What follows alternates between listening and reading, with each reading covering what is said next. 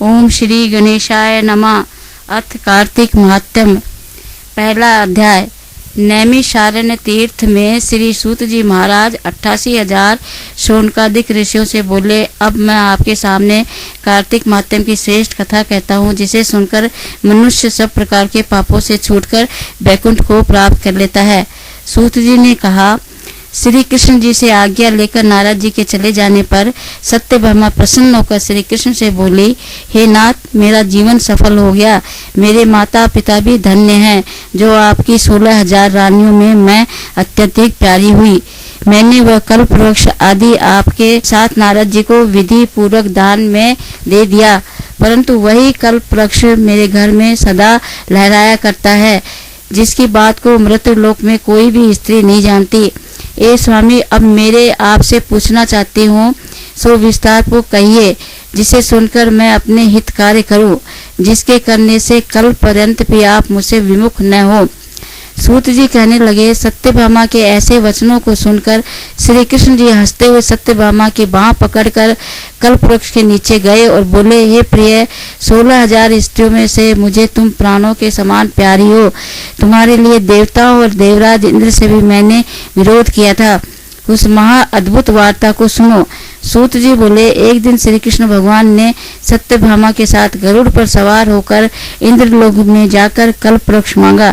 तब इंद्र के न देने पर गरुड़ का इंद्र से घोर युद्ध हुआ था। हे प्रिय, जब मैं तुम्हें हर चीज दे सकता हूँ, हर एक कार्य पूरा कर सकता हूँ, तो क्या तुम्हारे लिए आश्चर्यजनक प्रश्न का उत्तर न दूंगा?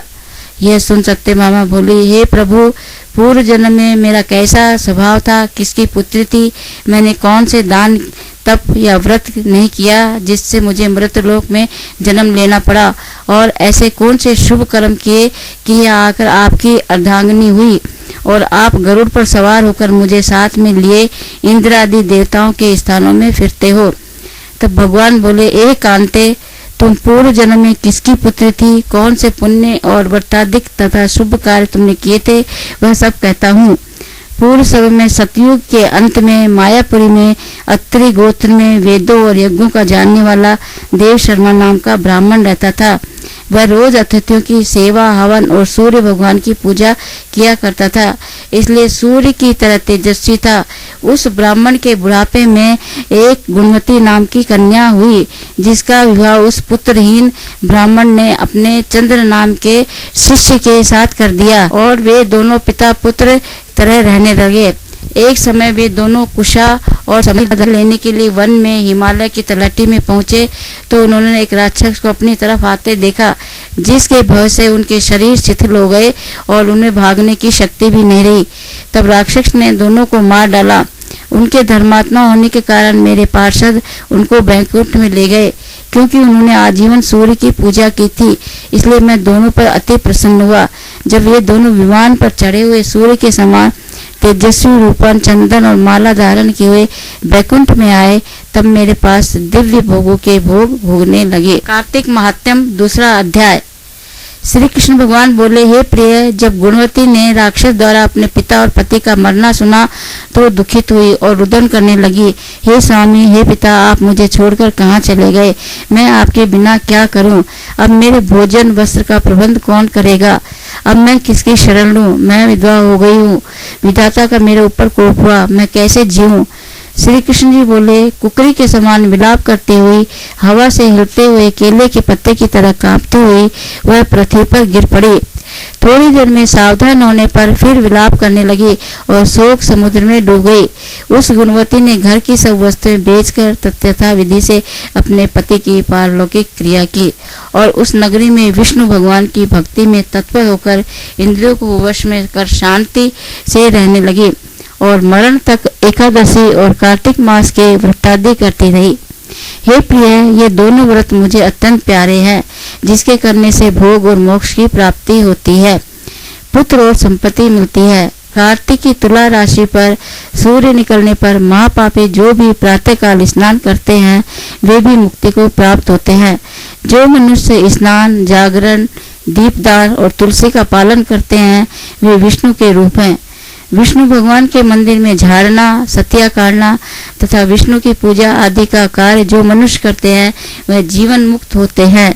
इस प्रकार वे गुणवती हर एक वर्ष कार्तिक व्रत और विष्णु भगवान का नित्य ही पूजन करती रही। एक समय वृद्धावस्था के कारण दुर्बल होने से, रोग और ज्वर से पीड़ित होने पर भी गंगा स्नान को गई। जो ही पानी में उतरी, जाड़े के मारे कांपने लगी। उसी समय गुणवती ने आकाश से आता हुआ विमान देखा। शंख, चक्र, गदा, पद्म आदि आयुधों को लिए हुए विष्णु के रूप धारण करने वाले पार्षद गरुड़ की ध्वजा वाले अप्सराओं से युक्त ऐसे विमान में बिठाकर बैकुंठ को ले गए। प्रदीप्त अग्नि के समान कीर्ति वाली गुणवती विमान में बैठी हुई कार्तिक व्रत के प्रभाव से मेरे पास आ गई। जब ब्रह्मादि देवताओं की प्रार्थना से मैं पृथ्वी पर आया तब ये गण भी मेरे साथ आए। हे भामिनी, ये सब यादव मेरे गण हैं और तुम्हारे पिता देव शर्मा भी इस जन्म में सत्राजीत हुए और तुम्हारे पति चंद्र शर्मा इस जन्म में अक्रूर है। और हे देवी, तुम वही गुणवती हो जो कार्तिक के स्नान के प्रभाव से मेरे लिए अत्यंत प्रिय हो। तुमने तो मेरे मन मंदिर के सामने तुलसी का बगीचा लगाया, उसी से ये कल्पवृक्ष तुम्हारे आंगन में है। कार्तिक में जो पहले तुमने दीप दान किए हैं, उसी फल से तुम्हारी सुंदर देह और घर में लक्ष्मी देवी का निवास है। जो संपूर्ण व्रत राधिक पति स्वरूप भगवान को अर्पण किए थे, इसलिए तुम मेरी पत्नी बनी हो। और तुमने जन्म मृत्यु तक जो कार्तिक व्रत उपवास किए हैं, इससे तुम्हारा योग मुझसे कदापि नहीं होता। इसी प्रकार कार्तिक में व्रत करने वाले तुम्हारे समान मेरे प्रिय होंगे।